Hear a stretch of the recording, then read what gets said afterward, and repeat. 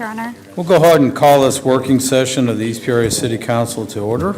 Roll call. Commissioner Decker? Here. Hill? Here. Mingus? Here. Sutherland? Here. Mayor Call? Here. All present, Your Honor. Thank you. This working session pertains to our fiscal year 2020-2021 budget. As many of you know, we split out the operating budget and the capital budget into two different segments. We covered the operating budget here a couple weeks ago. This evening's working session is in regards to the capital budget. And I know all of us have been working really hard to try to come up with a plan that works, meets the city's needs, and kind of accommodates all departments. With that being said, I'll turn this over and I'll allow Mr. Becker to kickstart the working session. Thank you. Briefly, we'll just talk about revenues. So the general fund revenues this year are budgeted with a 6% increase. There's a couple different things in there. There's an increase in personal property replacement tax. There's a slight increase in state income tax. We did have to lower that. Just the other day was the news that the governor is going to hold a 5% reserve out of the local distributed fund. And there is a increase in sales, non-homeroom sales, and business service district taxes. So there was a slight increase on those. And then there's also an increase on the water sewer fund with the sewer capital increase this year and the 3.5% increase on the water side. Otherwise, the other revenues with the tax levy and everything else stayed pretty much the same. I just want to point out real quick, your first comment in regards to the governor's budget speech. Don't know that people were aware of this, but we were pretty close to figuring out how much capital we were going to have to allocate, and the governor gave his budget speech last week and indicated that he has a graduated income tax proposal, and that they're going to implement an additional 5% reserve out of the local government distributed fund, and they're going to keep that reserve. If he doesn't get the graduated income tax, the state keeps that reserve. If the graduated income tax passes, then they'll return the reserves back to the local municipalities. So call it what you want, but it was a substantial number for East Peoria, and we had to back that out. So that kind of cut into how much we could spend on capital expenditures. The other thing I want to point out before we open this back up is, I've talked about this for a long time, but I shared it in staff this morning because I think it's worth noting as we sit there and take a look at these numbers. What we're proposing is a 5-year capital plan. The first 3 years we have listed in the yellow columns, and that's something we would like to stick firm with. Years 4 and 5 are estimates, they're projections. We'll do our best to stick with the plan. Obviously, things may change through the 5 years, but when we open this up to the department heads and staff this morning to show them what the capital balance was, and we're trying to determine how to spread these capital requests out over the 5-year period, I made mention of worker comp settlements. I don't mean to beat a dead horse, but this fiscal year closing out looks like it's going to be a $300,000 out of the general fund. So, you know, I know it's not a topic everyone likes to talk about, but that's $300,000 that we won't be including in the capital budget, because those are monies that have gone elsewhere. So we have a lot of work to do on that end of it. We're going to work diligently over the course of the next at least 3 years to try to figure out what we have to do different, because it's frustrating when you have every department coming forward with these capital requests. Many of them, the vast majority, are actual needs, and we're not going to be able to accommodate everything. But I just wanted to point out those two things because they did affect our numbers heading into this evening's discussion. So, Jeff? Okay. We can start on the capital side. In front of you, everybody's got a proposal that was put together and sent out. If you didn't have a chance to look at it this afternoon, and Robert, we'll start with him. and kind of just work our way down this list. Thank you, Jeff. Thank you, Council, Mayor, and Commissioners. We'll kind of briefly go through what we're proposing for the 5-year. The first line is a KUV, which would be our replacement maintenance vehicle for our HVAC tech. The current one, I should send around some pictures of the 2006 Ford Econoline van chassis with the KUV box on it, utility box on it. Again, the mileage isn't extreme on it, but the number of hours and the age of it is now starting to wreak havoc on it. We took those pictures today just to kind of give you an insight on the undercarriage of the current vehicle. It's rusting out. Talking to staff, we had to replace the alternator last week. It's just one of those that it's just starting to really eat into the maintenance end of keeping this vehicle up and going. One of the near repairs that's going to need to be done on it, and that is all of the brake lines are rusting off, and all the fasteners that hold it, and then the calipers, everything on the brake end would need to be replaced. We didn't get an estimate, but it's going to be, I would think, in the thousands just to get the whole braking system replaced. It is what it is. It's 14 years old. I done just some numbers just on the facilities end. Obviously, the maintenance tech runs out of this day in and day out. We try to be efficient as we can. I just done some general numbers. The last couple jobs that we did, one was for Public Works, heating job at one of the water treatment plants, and then police, just replacing a couple of older furnaces and units there. We saved roughly around $15,000 between those two jobs, just keeping it in-house. So I just wanted to make sure, again, there's a value there, but I just wanted to do note that. Have any questions on the KUV replacement? Okay, moving on, and that is the window replacement for both Central Fire Station and the Police Department. Those windows are original from 1986. They do move, meaning they can be opened, and staff over the years have opened them and shut them. We did eliminate a couple of those a couple years ago. The rest of them, the seals are gone on. Some of the windows have actually lost their integrity and get condensation between the panes. They're pretty inefficient from 1986, so we think that just the energy savings about replacing them, making sure they're properly sealed, will increase the efficiency for the building conditions, and then the comfortability to the staff that has to sit below them. And that would be obviously proposed for next year, which is fine. The other thing we can go through as far as parking lots, some of the buildings we were talking about as far as just some general maintenance. I know there's a lot going on with Bass Pro, and we'll kind of talk about that at, farther down in past the TIFs. But I do want to note the 4 garage doors were kind of the primary doors we were looking at for the fire station. Those garage doors are close to 10 years old. The operators, the hardware, we think we can either replace the whole entire door or replace all the hardware, operators, eyes, and all the safety features on them, but they are starting to show that age.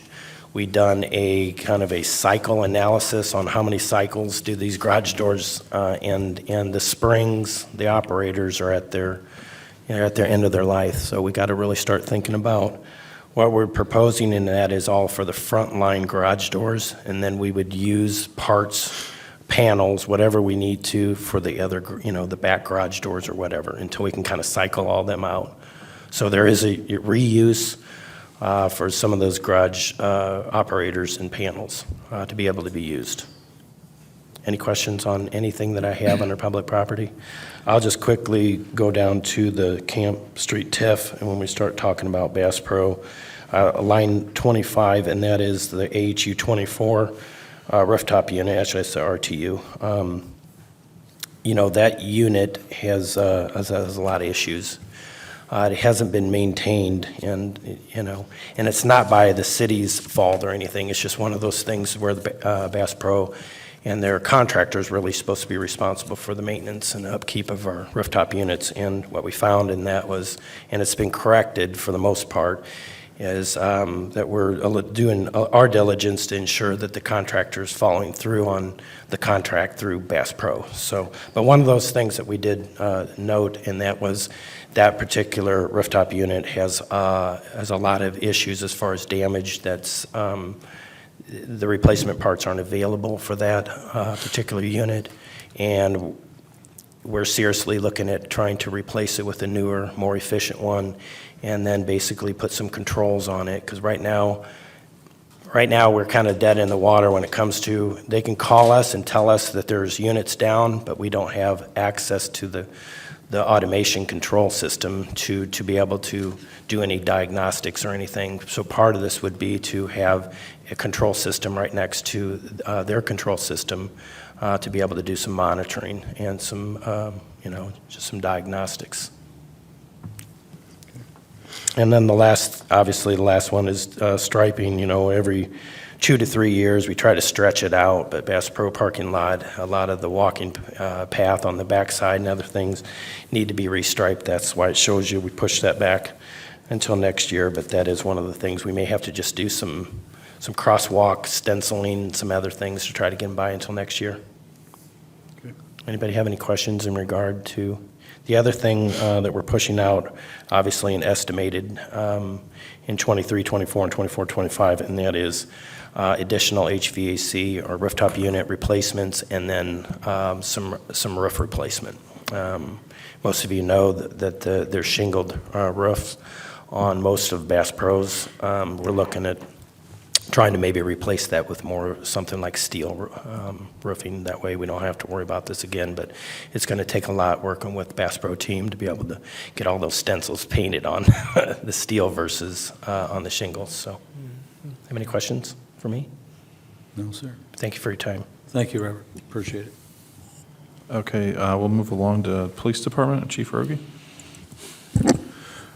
Our biggest challenge that we're going to have is for police cars. One of the things that we're trying to look at is to replace the Impalas that we have in the fleet. We currently have 14 Impalas in the fleet. We have 3 10s, 5 11s, and 6 13s in the fleet. We will be able to take a large chunk of that out with, we have 8 on order. If we were looking at a potential for 3 the next year that's coming up, it would take us down to, we would only have 3 Impalas in the fleet, but that would still be 13s.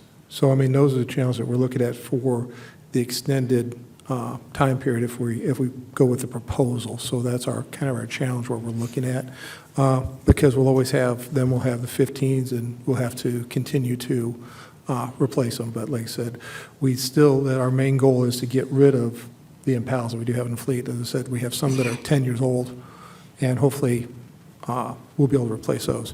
Our next thing is going to be TASER replacement. What we're looking at, and we've spoke with TASER, is we would be able to get 50 TASERs up front. Now, this is over a 5-year plan for the total cost of them. The upfront cost right now for this one we're looking at would be $35,000. The reason that is because it's roughly the $21,000 plus we have to have cartridges and everything for that. But in this case here, we're able to get all of our TASERs up front. We're able to get our officers all supplied. Currently, with the older TASERs that we have, the reason we're having to upgrade is because Axon TASER are no longer basically repairing them or doing it. They've changed the way the TASER is. Currently, to get the TASERs we need on the street to the officers that are working, some of our supervisors have actually had to give up their TASERs to get to the officers we need. So this is one of those we've looked at is there are very few intermediate types of options that we have. And we also look at, too, is this is an important tool, hopefully to keep us from being injured if we do have to make some type of arrest. So the TASERs are was put there for, like I said, $35,000 up front, then $21,000 for the next 4 years after that. Then we were also approached by the fire department that basically said our tasers were coming to end of life.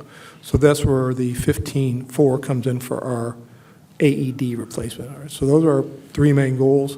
As I said, we're hopefully going to be able to get a good chunk of our Impalas out of the system, but that's still three would push us a little bit further back. And I just want to point out on the tasers, too, another reason why I think it's a priority. As the chief mentioned, some of them are non-functional now, and the supervisors are passing them along to the patrolmen. We just swore in 4 new officers. So for the first time in many, many years, we're actually fully staffed. So this is definitely a priority. And like I said, once again, we would get all the tasers up front, and then we would just, is more of a payment plan. We would It's a set it up for contract, several years basically, contract yeah. plan. So, Chief, I've got one question. I think you've already said it, maybe even twice. You got 3 10s and 5 2011s Impalas, and those 8 are already the 8 from the current budget year. We had 8 that were from the last budget year. We already have them on order. We're waiting for them to come in. If we go with this current plan, looks like we'd probably be allowed 3 cars for this, roughly in that area, and then 3 cars over the next several years. So it would take out, like I said, with the 8 that we have, the 3 that would be proposed, that would take us down to 11, or basically, so we would still need 3 more.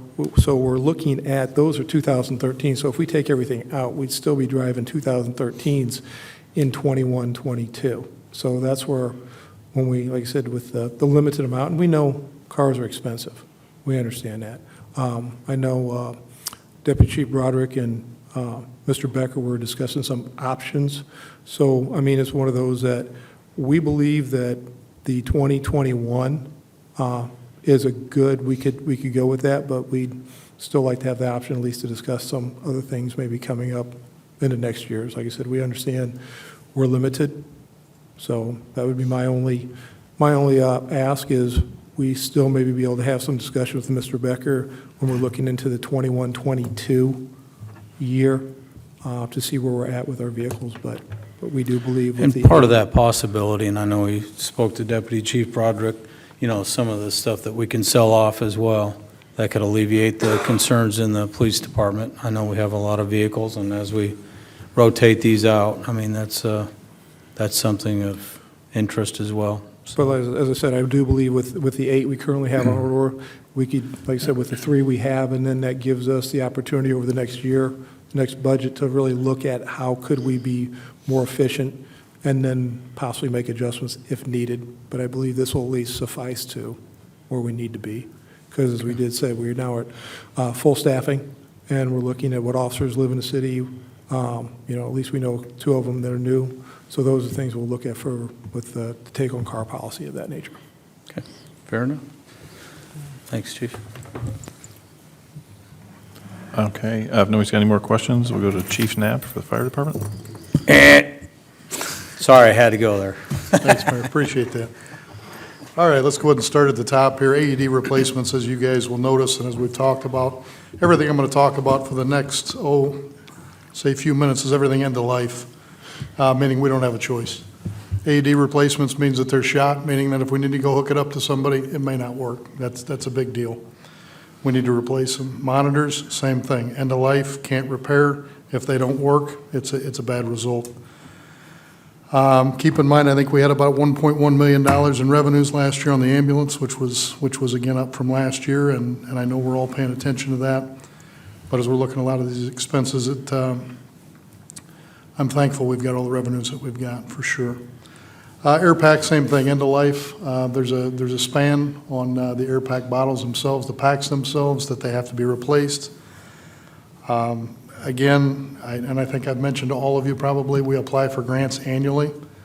Any of these items, if we're fortunate enough, I'll talk about radios in a second, but if any of these items we pull up a grant, that's going to make a big difference. We generally have a 10% contribution on those grants. We've got, as of the grants that we turned in last week, we've got roughly $500,000 in grants that we've applied for this year. So it's not like we're not trying. We're doing what we can. If we get those grants, that 10% looks a whole lot better than $500,000. We'll see what happens. Next is the engine. As you're all aware, we try to replace these engines every 5 years because of the layout of the city of East Peoria being hills everywhere. We try to make sure that we do this every 5 years. As you'll notice, we're going to fall behind. My level of discomfort as I continue down this list becomes greater. The engines, again, we have to replace. The ambulances, we can only go so long. I would be more than happy to sit down with all of you to take the time to go through the stations, go through the equipment. When it comes right down to it, we are painting ourselves in a box that is not pretty. You'll see what we're doing as far as ambulance replacements all the way out to 24, 25. I want to talk just a little bit about a couple other items, and that is radios. The radio system, Mary, you're more familiar with it than probably anybody in the room, other than Chief and I and the other public safety folks, but we've got a radio issue in this community and honestly in the county that we have to address. And again, there's going to be money there. Between the county, between all the municipalities, myself, we have to deal with. That's coming. We talk about ladder trucks. We talk about the expense of that. This is not a want. This is a need. I've got 12 hotels now in town. I've got 4 going on 5 nursing homes in town, all large structures. The newest one, 66,000 square feet. I've got a truck that was, we purchased in 1992. We refurbished in 2006. I won't debate whether or not that was a good idea at this point. But at some point, we've got to have a ladder tower in this community. You look at the surrounding communities, you look at some of the fires in the surrounding communities over the past 5 years. I do not want to put the city of East Peoria in that position to not be able to deal with something like that when I think, in all honesty, we probably could, and we could deal with it far better when we've got the tools and equipment to do it. Last but not least, we talk about the ICC station. I can't impress upon all of you enough to be thinking about this over the next near future. I just mentioned we've got a 66,000 square foot wood frame nursing home going in and out at ICC, which right now accounts for 1/3 of our calls in that area of the city as it stands. As you guys are all probably aware, it takes us forever to get to that end of town, and we've got to have a station out there at some point, sooner than later. I'm looking at the numbers in front of me. I understand we're in a really tight spot. I respect that. But please, for the future of this department, for the future of this city, for the future of these firefighters that I work with, these items have got to move forward. All of them.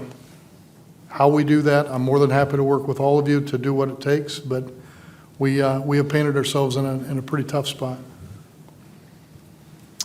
That is what I have for you today. Okay. Just one question, Chief. The years of the frontline engines are what? Frontline engines right now, our newest engine is a 2015 Pierce. Beyond that, we've got engine 1, which we know caught fire. We redid that. That particular engine is an 07. The one behind that is 06. Everything else is dating back into the 90s. So our 3 frontline are 15, 2007, and 2006. Correct. Which one did we refurb? Was that the 7? 7. When it caught fire? It caught fire, and then we had the frame rails redone. Right. Engine 4 is the one that is budgeted for this year that will hopefully leave in the next 30 to 60 days to go up for the frame rails and/or whatever necessary repairs that are going to be recommended. Again, service life, for those of you that don't know, typically on an engine, you want to keep them frontline 10 to 15 years max, outside of 20 years. In reserve, obviously, that's what we're doing. It's not uncommon. The ladder truck side of things, at being almost 30 years old, looking at what we have in front of us being 35 plus years old by the time we replace it, recommended lifespan of 20 to 25 years. It's a really difficult position we're in right now. Yeah. You know, and I'll point out on the engine there, that's spread out over 2 years. That's one engine, just for the record. For those that are not sure what they're staring at, the 240 in fiscal year 22, 23, and the 120.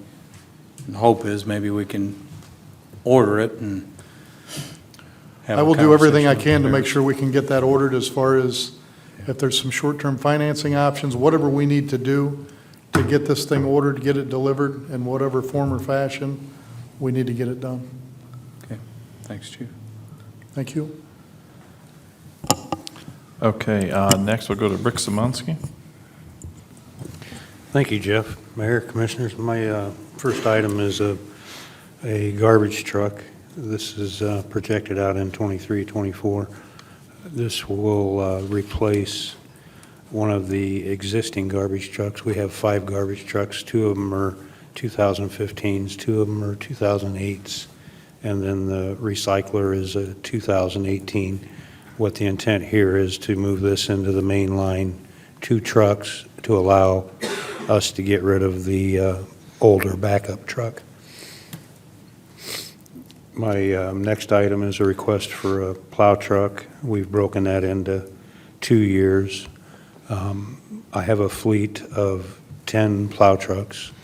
The average age of those are 9 years to 13 years, with 50% of them averaging 13 years.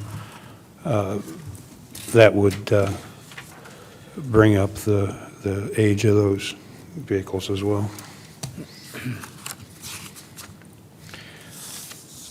Down at the bottom, item 26 is West Washington TIF striping, slab jacking, and sidewalks. That is for replacing some sidewalks out front here and along West Washington Street. Rather than ripping them out and replacing them, we're looking at lifting them up or jacking them up to meet ADA requirements. That also includes some striping. The striping figure here is partially contractual and then partially in-house, some stuff that we'll do in-house. And then the more we can do in-house, the more we can reduce that 40,000 that's estimated there.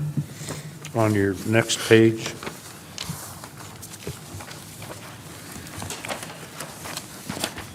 oops, I'm sorry, I skipped 2.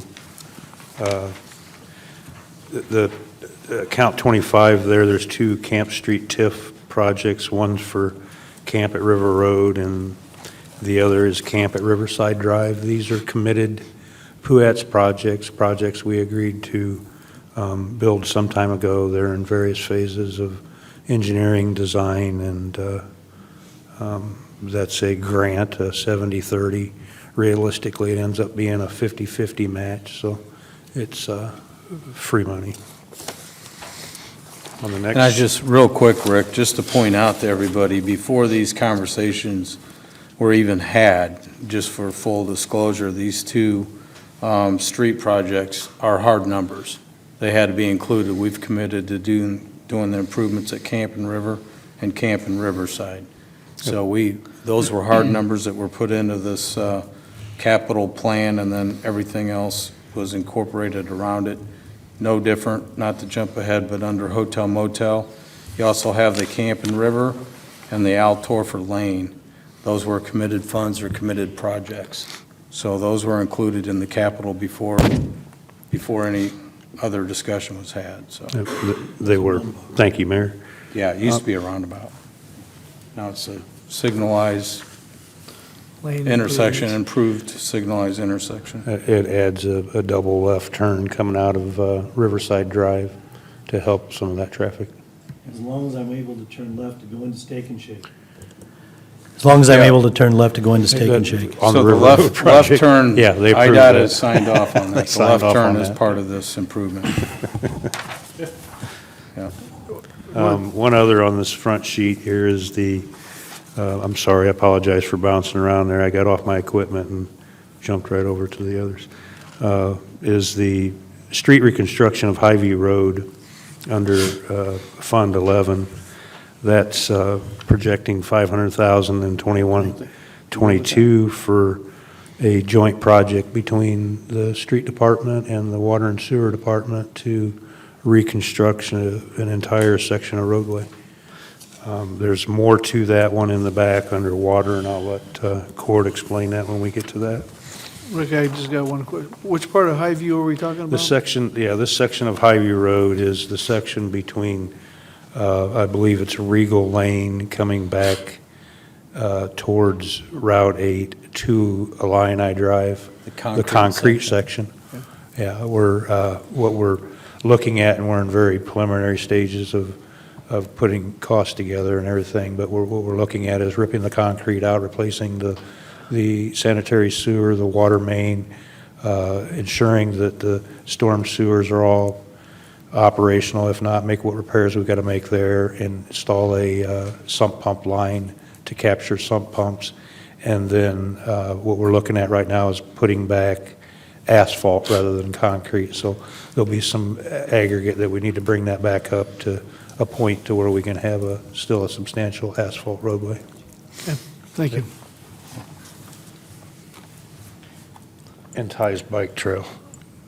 I was on the list, I didn't see that. I will mention, we just met with some business and property owners adjacent to Camp and River, and they're thrilled with the project. They're, looking forward to it being completed. But I think that the phasing there and everything that's going on, they're very pleased with that. But there's some great potential down there. I think it's a good example of the city reinvesting in a development area that I think that, we've had a lot of emphasis here in the Levy District, but it's good to see that reinvestment down there, and I think they appreciate that. So just offer that up to the council. Yeah, I was referring to thank you, Ty. I was referring to the Highview Road section. We're talking about striping a bike path down the length of that. Speaking about that, Ty, we've talked about this numerous times over the last few years. If we were to construct that in a way to utilize some of the roadway, I guess, as a bike lane, I know there's been conversations in the past about a potential for grants that might help fund something like that. Is that something that we could look at in this case, or would it have to be in connection with a larger overall loop?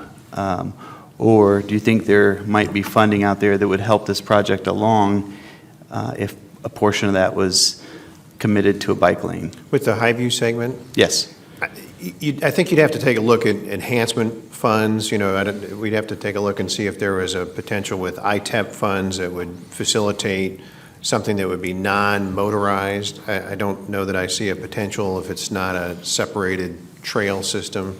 And Rick, you can certainly speak to that better than I can, but I think we'd have to look at an enhancement money that maybe improves the look of that stretch, that you could anticipate if you wanted to do some sort of traffic calming in there, whether it be bump outs or something that would beautify that segment. That potentially could be a pot of funds that we could take a look at.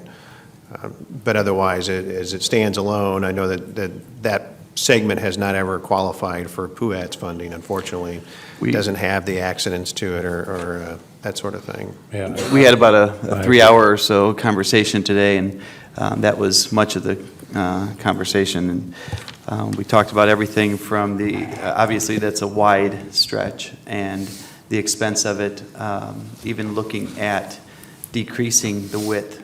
We would then be charged with expanding the driveways or extending the driveways. So it doesn't really drop the price much to make the roadway smaller. So, but a lot of talk still to go with it. But I think anything we can look at to help us with the overall cost would be great. Great. Okay, on the last page I have, and I think the mayor alluded to these earlier, of course I mentioned Camp, Street, and River Road. This top one's the second portion of that job, the PUAT's job, and then there's the Altorfer Lane project, which is a reconstruction project from approximately Venture Drive all the way back to 74 as part of the development in that area. I think that's all I have. Then the only other thing I want to point out, Rick, is under motor fuel tax funds, which everyone I'm already sorry. knows. We have the $900,000 going towards street maintenance, which we just approved at the last regular council meeting. Yeah, this is our typical street maintenance that we perform every year. It's, for the most part, heat scarification, seal coating. Right. Okay, thanks, Rick. I think that's it, Mr. Mayor. Okay, while we're in Public Works, we'll just have Cord go with water and sewer. Thank you, Jeff. Thank you, council. First item on the list is a CPS 5-year study. That's an actual IPA requirement that we do. It'll give us a 5-year look at what we've got for our budget infrastructure needs and give us a roadmap and a plan on how to get there. Second item we had was iPads. The current pads that we're using are reached their life expectancy. They're becoming problematic. So we're looking at upgrading that and changing up the technology so that our guys will be more useful in the field with the technology they've got. Third item is a GPS collector. This device here we'll be able to use between both departments, between water, wastewater, and street. This one here has sub-foot accuracy, so our maps will become much greater, more accurate. It also links in with the iPad so that they can upload photos and do a lot of map customization and ArcGIS customization there on site versus having to upload everything and then have it done back at the office. Hy-Vee Road reconstruction, as Rick had discussed earlier, those fees there will cover the engineering cost, and then water main, sewer replacement, repairs, all the work that needs to be done, subgrade, and include money there for paving as well. The other two lines, water and sewer main, those are for general repairs. Some of the ones we've identified is we've got roughly 52 or 56 hydrants, I think, in the system that are hurting our ISO rating. So we're looking at getting those replaced. Those will implement a steamer so that the fire department can perform better at doing their job. It'll also, with the replacement, a lot of those, that will also help bring up a bunch of the ADA ramps in the area because a lot of those hydrants are located adjacent to or pretty much in an ADA ramp. So we'll be able to help drive those improvements within the city. And then the last one we've got down here is the North Main Water Main Treatment Plant. And that one's pushed out till 23, 24, but that plant is reaching its life expectancy and we need to address correcting that.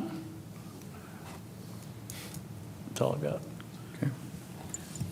Any questions for Cord? Rick, did you have something to add? No, Mayor, I was just going to add that this stuff that Cord just mentioned here is all funded through the water and sewer revenue. Yeah, if anyone's paying attention, these are broke down by the funds.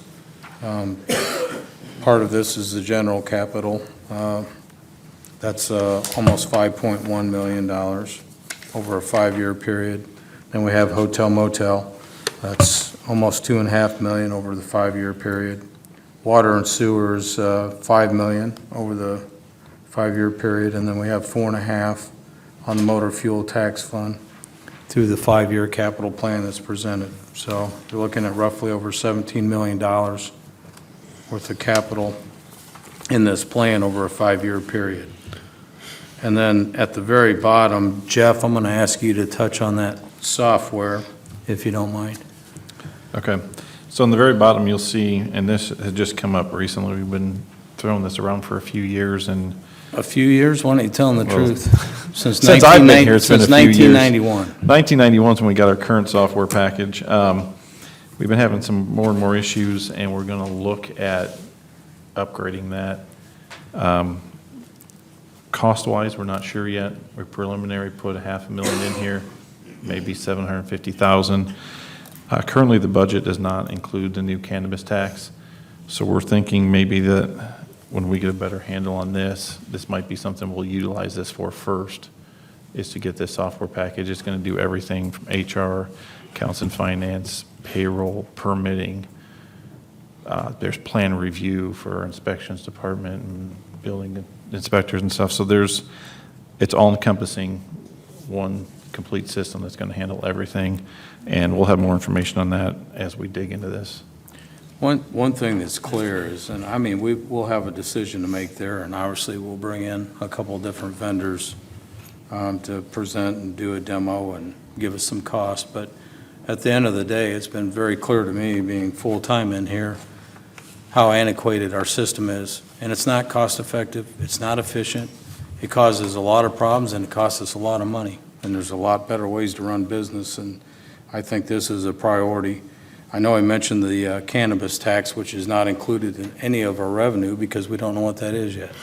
So, part of that, and I want to share this openly, because I stated it back when we were trying to make a decision whether to allow it, and if we allow it, do we tax it? And we made the decision to do both. And at that meeting, I talked about that 8% that the state was going to share to help train law enforcement and do administration and enforcing and whatnot. So we now know what that number is. It's $15,000. Because I said it then, and I'm going to say it again, that 8%, and the Journal Star did not have their article correct today, they listed as though it's 8% of the overall revenue. It is not. The first thing on the list that comes out is whatever, 25 or 30% that goes to the state general fund. 35. 35%. Then you take that amount, and then the next 20% comes out. Then you take that amount. Our 8% is down the list, so it's not 8% of the overall. It's 8% of something that's left. So that's why it's important. What we did was the right decision to do. We just don't know what the number is. And we're going to be fully transparent. When we know these numbers, this council's going to come back, bring this back. I wanted it included for discussion purposes, but we'll come back and make decisions once we know what that is. So Mayor, that's interesting, because let's say we would have gone the other way and chosen not to do it. We would still have to pay the expenses Yes. of all the expungement, all the Correct. different things that will come up because of it, but yet would have only been looking at 15 or so thousand. That's it. Wow, I'm Yeah. fortunate we're going to have a revenue stream to help offset that.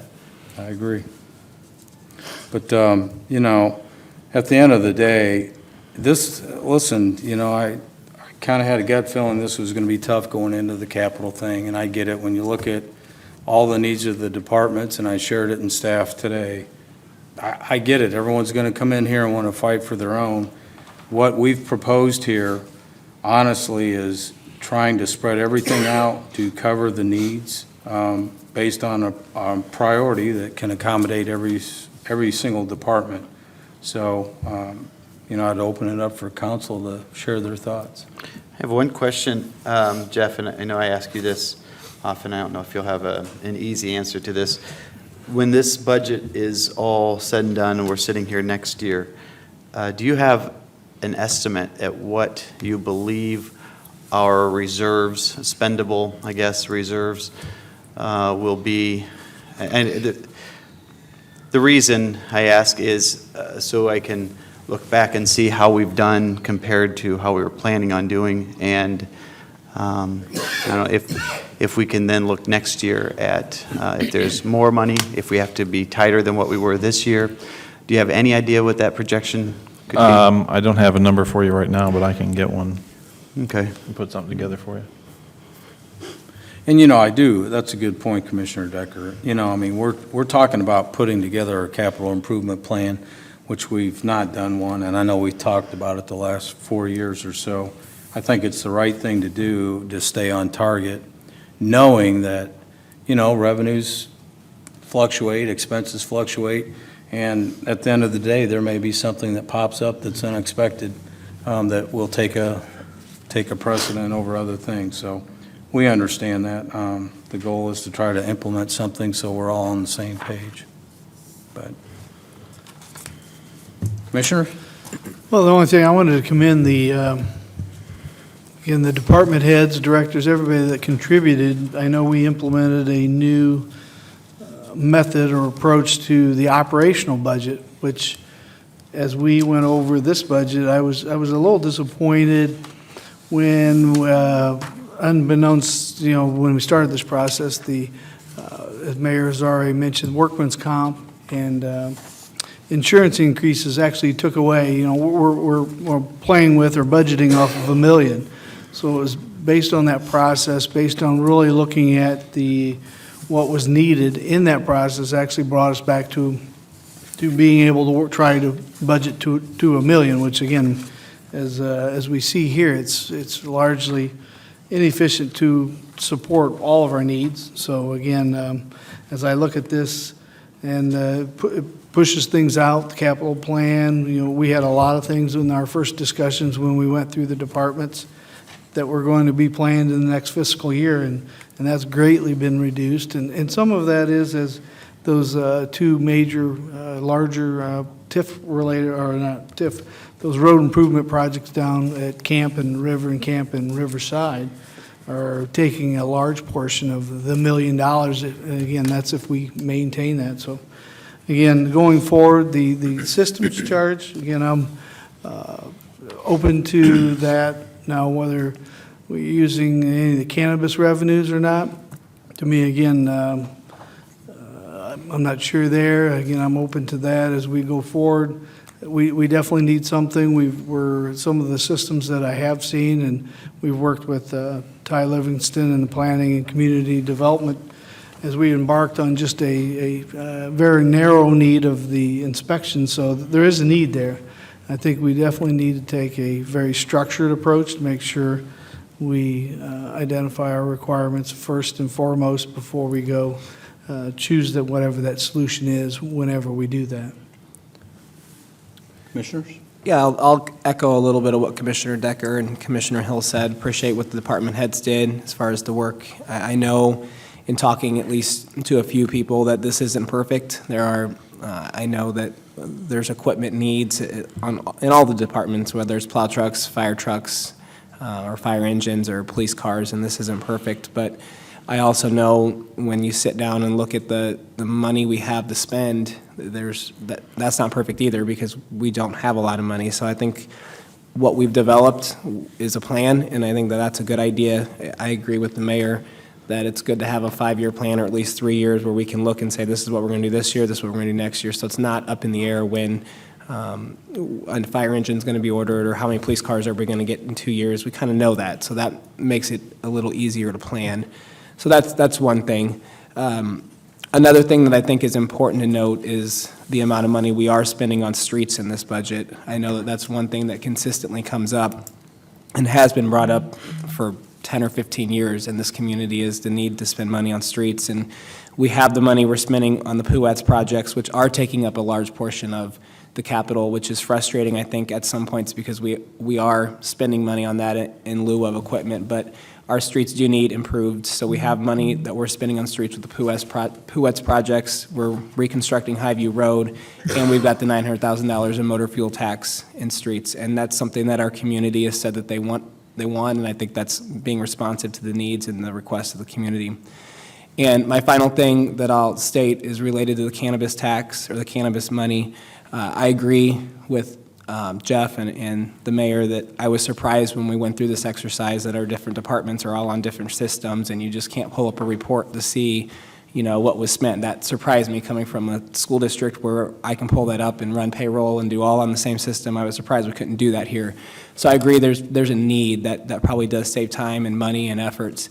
And I have no issue spending the cannabis money on that if that's the way we need to go. One thing I would like to look at in the future is if we are going to earmark cannabis money for certain items, I'd like to look at public safety as an area where we could earmark in the future cannabis money for public safety needs, whether that be some of the larger ticket items that we need, ladder truck, or additional police cars, or some of the things that people feel that maybe they would like out of this and we just weren't able to do because we didn't have the money this time. So that's a long-term plan, again, 5 years down the road, but if we're going to earmark money, I wouldn't mind looking at earmarking it for that. Perfect. Commissioner So. This is my first budget. And I was about as nervous as this budget as I was going scuba diving for the first time. I wasn't really for sure what I was going to get myself into. But after looking at this, and if I think I understand how the money's going to come out, I'm hoping that we're going to break some eggs and that everybody in East Peoria is going to have to be driving around barricades because of some construction somewhere in East Peoria going along to replace the infrastructure, sewer and water. I mean, that's one of my goals, and working on Highview and a couple of the other projects coming up. I'm very happy. Thank you. And I failed to call up Doug McCarty. Commissioner Mingus We just switched reminded out me. here. Sorry, Doug, no slight intent there. But I would like to include Doug because under hotel motel tax, he's got some projects. Go ahead, Yes. Doug. So a lot of what I talked about a month or so ago is kind of spread out through here, but I will point out there are some pretty significant paving projects that we already talked about with Altorfer and Camp that are committed. But also, if you look, we've got Winter's Way, which is Paradise, Mariner's Way, which repaved the section from 116 down past Stony Creek towards the condos or Eastport, however you want to look at that. I think Rick and Pat Meyer and Dennis went through a large list of properties and some thoughts of where we needed to repave some areas to the entrances to the hotels and things like that. So we've broken those out, and we'll see over the next 3 years. There's probably half of the money on this is committed to road projects. So in addition, Par 3 is in there and for the festival and the future of that. So that's the biggest chunk of what's here. The other thing to point out is with where we're at currently with hotel revenues, if they stay consistent, much of this will be paid back over this 5 years because operationally we're constantly putting $300,000 or $400,000 back into the balance. So after this first initial year, then the good thing about that is once the hotel's up and running for the next 2, 3, 4, 5, 6 years, however long it takes, that'll pay that project back. So when this is all said and done, we'll have paid ourselves back with the additional hotel revenue. As long as everything stays the way it's been the last 5, 6, 7 years, it's been pretty consistent with the amount of hotel revenue we've been coming in. So just wanted to point those out.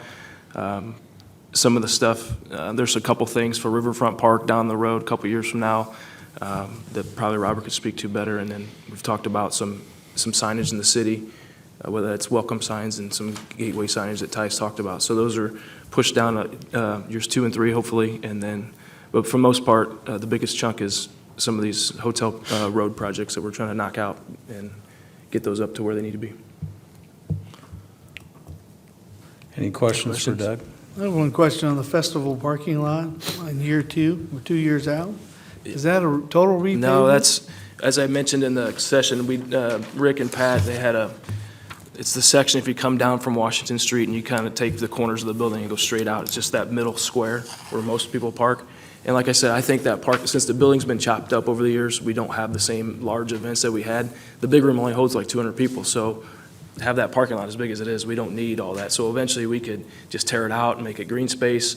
We might have to do some work on the Caterpillar side as you go around towards the railroad tracks, but it would just be that main middle section where everybody parks when they're there for training or the events that we do have inside the big room. So it wouldn't be the whole thing. Okay. It would be a lot bigger number. Any other questions for Doug? Jeff, before I open it up for public comment, anything else you wanted to add? No, I'm good. I think we covered everything. Okay, public comment. Anyone in the audience wish to speak to the council?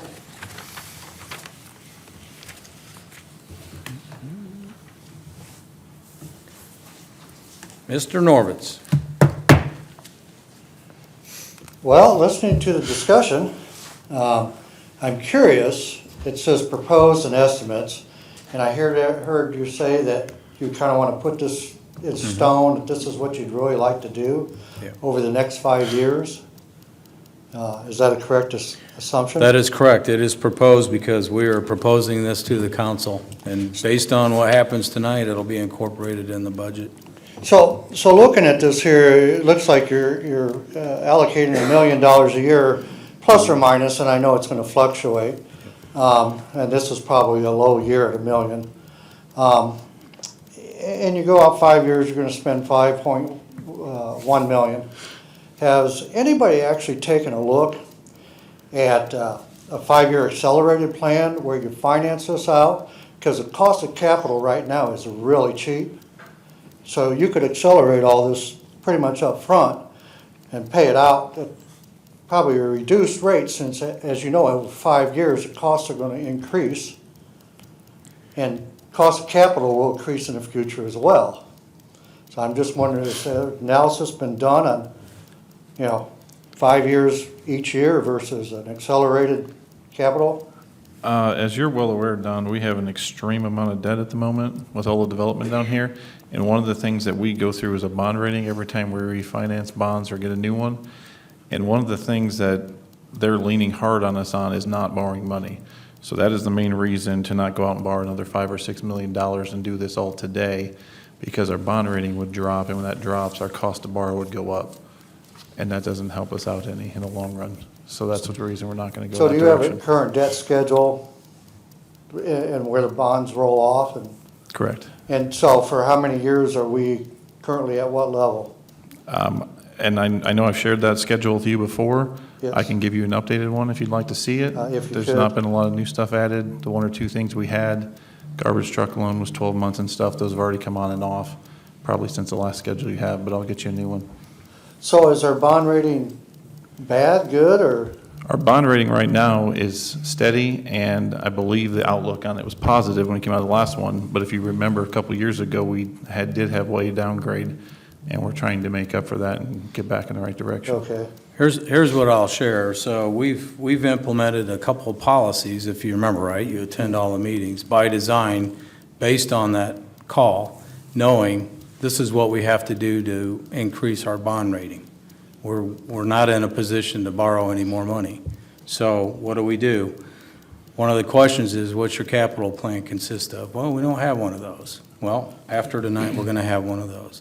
We've implemented two different policies, the fund balance and forget what the other one was. There's an investment policy in addition to the reserves that we did 2 years Just ago. off the top of my head. But the whole goal here is, one of the things they made it clear, that's great that you're going to accomplish this. We need some time to measure those results. Then they come back to us. So that's where it's at. So, and like I said, it was a question is what we looked at it and where we're at. Like I said, cost of capital is cheap, and I had no idea where we truly were at with the debt at this time. Sure. So, Well, Jeff can get you an updated schedule. all right, thanks, I appreciate it. Perfect. Thank you. Any other comments from the council?